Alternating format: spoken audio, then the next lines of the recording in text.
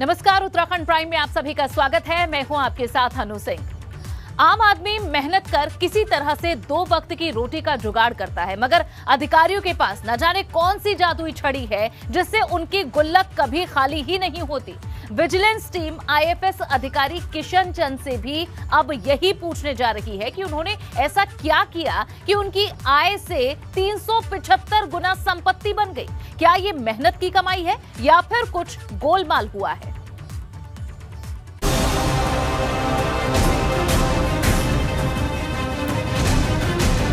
धामी सरकार ने करप्शन के मामले में एक और चाबुक चला दिया है। सरकार ने आईएफएस किशन चंद के खिलाफ अभियोग चलाने की इजाजत दे दी है। हालांकि इसके लिए अभी केंद्र सरकार से इजाजत मिलना बाकी है।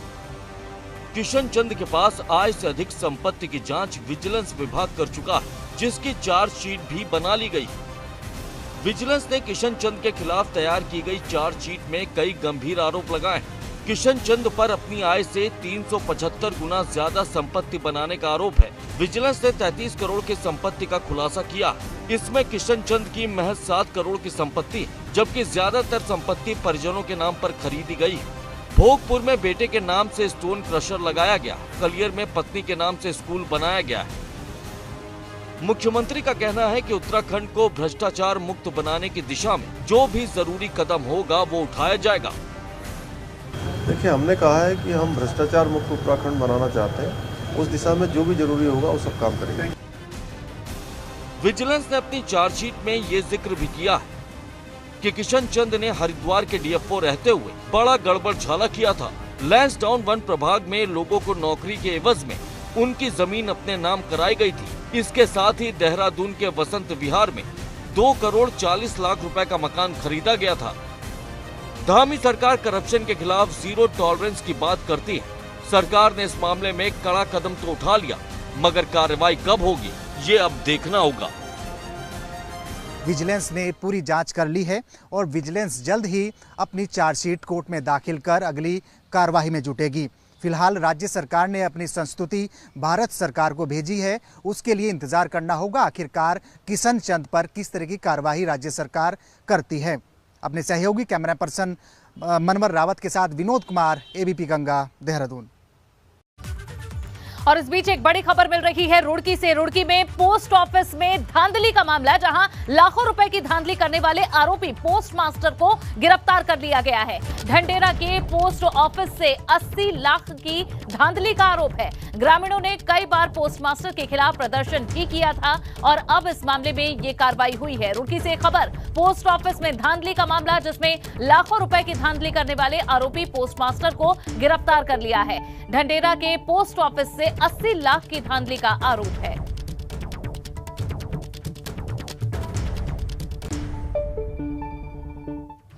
बढ़ते हैं खबरों में आगे, बात करेंगे उत्तराखंड में इन दिनों बिजली की किल्लत की। बिजली संकट को लेकर सीएम पुष्कर सिंह धामी ने एक मीटिंग बुलाई, मगर मीटिंग में अधिकारी बैकअप प्लान के साथ नहीं पहुंचे थे, जिसे लेकर सीएम ने अधिकारियों की जमकर फटकार लगाई।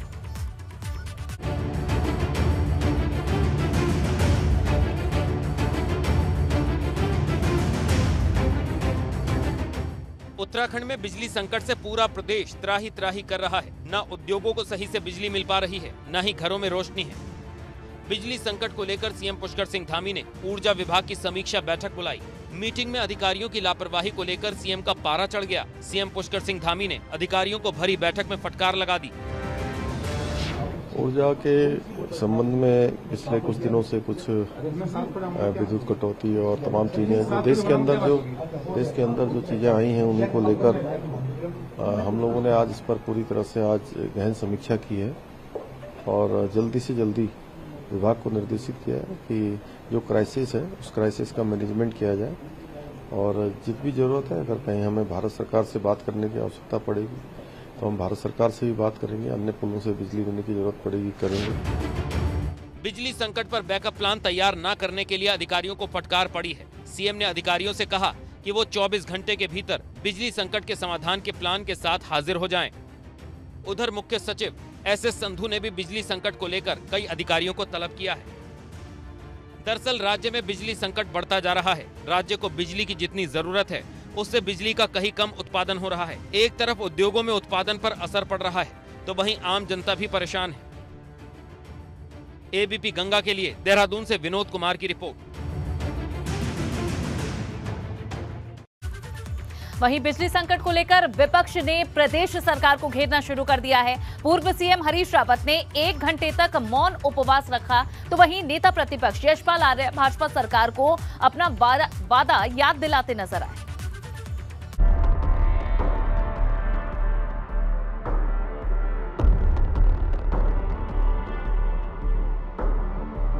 गर्मी बढ़ने के साथ ही देवभूमि में बिजली का संकट शुरू हो गया है।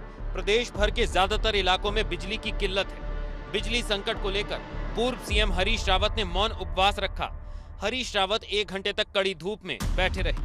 हरदा का कहना है कि वो बिजली कटौती पर सरकार का ध्यान आकर्षित करना चाहते हैं। छात्र परेशान है और लगभग 8 से लेकर के 10 घंटे तक की कटौती कई क्षेत्रों में, ग्रामीण क्षेत्रों में नजर आ रही है। अब मैंने इसके खिलाफ पहले भी आवाज़ बुलंद की थी और आज मैंने एक निजी प्रयास है, एक सीनियर सिटीजन के नाते एक गैर राजनीतिक प्रयास है मेरा, इससे राजनीति का कोई लेना देना नहीं है, ताकि सरकार अपनी कमियों को देख सके। गर्मी के मौसम में बिजली की कटौती से हालात बद से बदतर हो रहे हैं। प्रदेश सरकार इस संकट से आम लोगों को राहत दिलाने के लिए दूसरे राज्यों से भी बिजली खरीदने की बात कह रही है, मगर विपक्ष सरकार पर हमलावर है। चुनाव से पहले और चुनाव के दौरान वायदा किया था कि हम 24 घंटे बिजली देंगे जनता को, आम आदमी को, उद्योगों को, किसानों को। लेकिन आज सारे उनके जो वायदे थे वो फेल हो गए हैं और निश्चित रूप से बिजली की दरें बढ़ा दी गई हैं। एक बोझ जनता पर डाल दिया गया है और दूसरी तरफ बिजली आपूर्ति ठप है। उत्तराखंड में इस समय भीषण गर्मी हो रही है, जिस वजह से बिजली की डिमांड बढ़ गई है। प्रदेश में मौजूदा समय में बिजली की डिमांड 40 मिलियन यूनिट से ऊपर पहुंच गई है, जबकि सरकार के पास 29 से 30 मिलियन यूनिट बिजली ही उपलब्ध है। एबीपी गंगा के लिए देहरादून से पंकज राणा के साथ हल्द्वानी से अंकित शाह की रिपोर्ट। वहीं रुद्रपुर में पिछले कई दिनों से बिजली कटौती हो रही है, जिससे व्यापारी परेशान हैं। इसी को लेकर व्यापारियों ने प्रदर्शन किया। व्यापारियों ने चेतावनी दी है कि अगर अगले कुछ रोज में बिजली व्यवस्था नहीं सुधरी तो आंदोलन किया जाएगा। व्यापारियों ने कहा कि बिजली कटौती से उनका कारोबार चौपट हो गया है। बंद करो, बंद करो, बिजली कटौती बंद करो, बंद करो, बंद करो, बंद करो, बंद करो, बंद करो। इस समय जहां सैलानी काफी पहाड़ों का रुख कर रहे हैं, ऐसे में बिजली कटौती व्यापारियों के लिए काफी घातक साबित हो रही है। इस बार चारधाम यात्रा पर सैलानियों की संख्या काफी बढ़ने की उम्मीद है, लेकिन इतने लोगों को कंट्रोल करना आसान नहीं है, खासकर बद्रीनाथ धाम में, जहां मास्टर प्लान के तहत कई भवन और धर्मशालाएं तोड़ी जा चुकी हैं।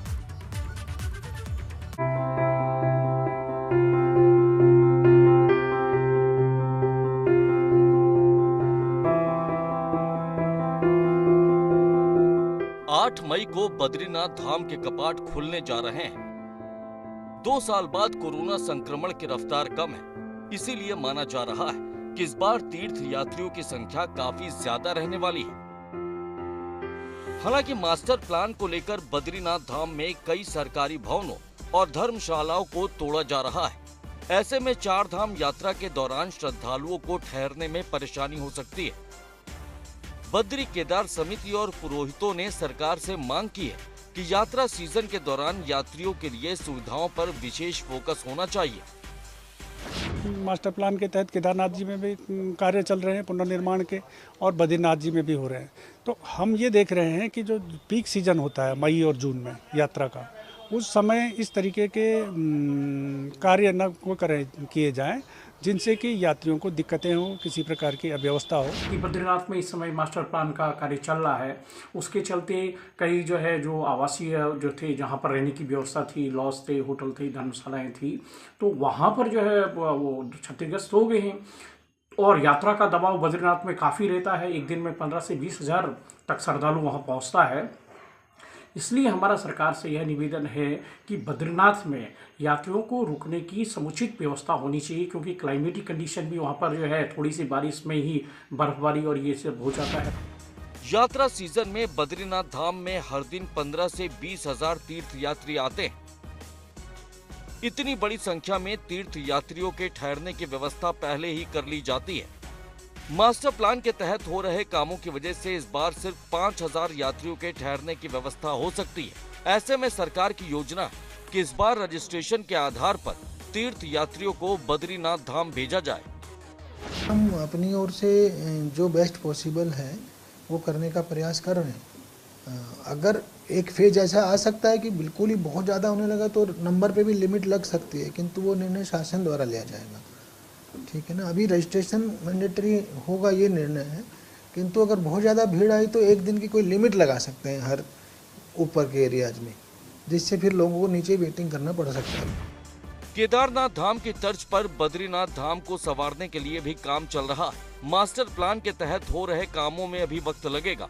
जाहिर है कि तीर्थ यात्रियों को अभी कुछ और साल परेशानी का सामना करना पड़ सकता है। एबीपी गंगा के लिए देहरादून से पंकज राणा की रिपोर्ट।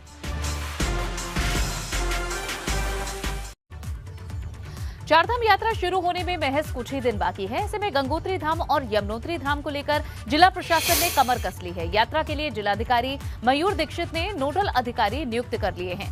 पेयजल संकट और जाम की समस्या प्रशासन के लिए बड़ी चुनौती है, जिनसे निपटने के लिए तैयारियां की जा रही हैं। अधिकांश होटल और गेस्ट हाउस में 25 जून तक पूरी बुकिंग हो चुकी है। चारधाम यात्रा को लेकर टिहरी में पुलिस ने तैयारियां तेज कर दी हैं। यात्रियों की सुरक्षा और सुविधा के लिए पुलिस कर्मियों को खास तरह की ट्रेनिंग दी जा रही है। इसके लिए यात्रा मार्ग पर पड़ने वाले थानों पर अतिरिक्त पुलिस फोर्स की तैनाती शुरू कर दी गई है। साथ ही बारिश के मौसम को देखते हुए आपदा चौकी भी खोली जाएगी। आपदा की दृष्टि से घनसाली संवेदनशील है, इसे लेकर एसडीआरएफ की एक टुकड़ी भी दी गई है। बात करेंगे बागेश्वर की। बागेश्वर में नौकरी के नाम पर ठगी हुई है। साइबर सेल ने धोखाधड़ी के आरोप में 2 लोगों को गिरफ्तार किया है। आरोप है कि इन्होंने नौकरी का झांसा देकर तकरीबन 2.5 लाख रुपए की ठगी की थी। पुलिस ने आरोपियों को गोवा से गिरफ्तार किया है।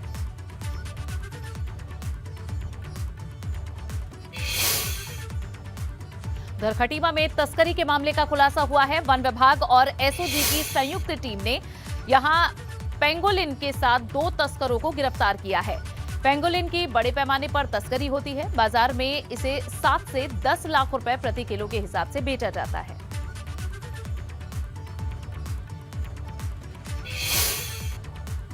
कर्णप्रयाग के बेस अस्पताल सिमली में स्वास्थ्य मेले का आयोजन किया गया। दरअसल आजादी का अमृत महोत्सव चल रहा है। इसके तहत प्रदेश सरकार के हर ब्लॉक में स्वास्थ्य मेले का आयोजन किया जा रहा है। इसके जरिए आम लोगों की स्वास्थ्य सुविधाएं उन्हें मुहैया करवाना और उनके प्रति लोगों को जागरूक करना इसका एजेंडा है।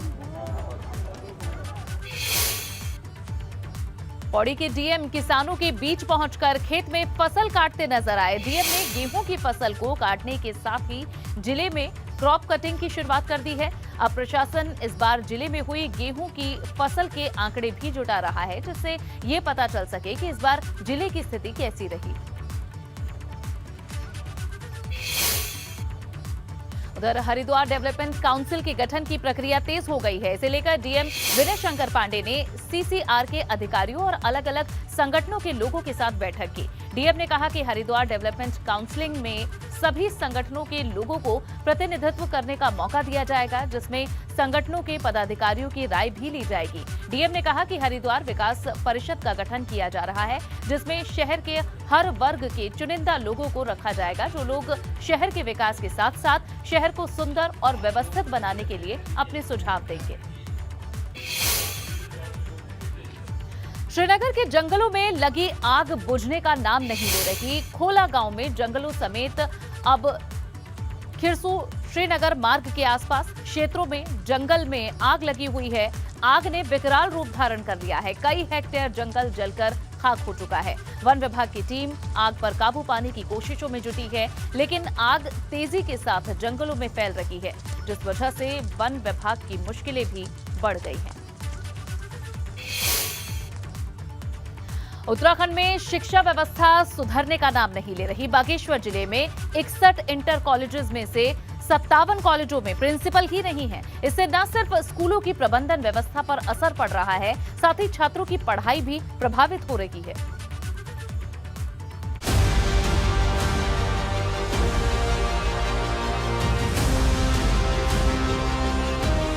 उत्तराखंड को अलग राज्य बने 21 साल हो चुके हैं, मगर पहाड़ पर अभी भी शिक्षा व्यवस्था सुधर नहीं रही है। ज्यादातर स्कूलों में शिक्षकों की कमी है। बागेश्वर जिले में 61 इंटर कॉलेज हैं, इनमें से सिर्फ 4 इंटर कॉलेजों में ही प्रिंसिपल नियुक्त हैं, जबकि 57 स्कूलों की व्यवस्था प्रभारी प्रिंसिपल के भरोसे है। गरुड़ और कपकोट ब्लॉक के किसी भी इंटर कॉलेज में प्रिंसिपल नहीं है। जैसा आपने बताया, अभी केवल 4 हमारे पास पूर्णकालिक कर्मचारी हैं।